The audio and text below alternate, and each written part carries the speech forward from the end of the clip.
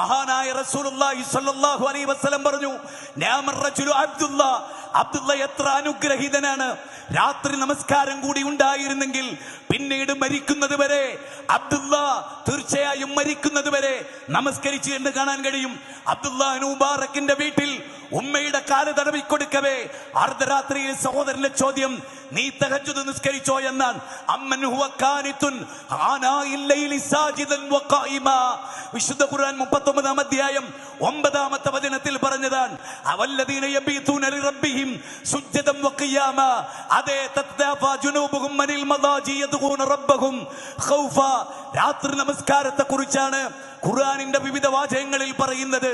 പ്രിയപ്പെട്ടവരെ, സലഫുകളെ കുറിച്ചുള്ള പഠനം ഖലഫുകളിൽ നിന്ന് വ്യത്യസ്തമായി നമ്മുടെ ജീവിതത്തിലേക്ക് അവർ ചേർത്ത് പിടിക്കുന്നത് അവരിലൂടെയാണ്. അള്ളാഹു അവരെ തൃപ്തിപ്പെട്ടത്, അവർ ഉള്ളും പുറവും തൃപ്തിപ്പെട്ടത്, അവരെ വാർത്തെടുത്തത് റസൂലുള്ളയാണ്, അവരുടെ മാതൃക റസൂലുള്ളയാണ്, അവരുടെ ജീവിതത്തിന്റെ ഓരോ ഘട്ടങ്ങളിലും ഇടപെട്ട നേതാവ് റസൂലുള്ളയാണ്.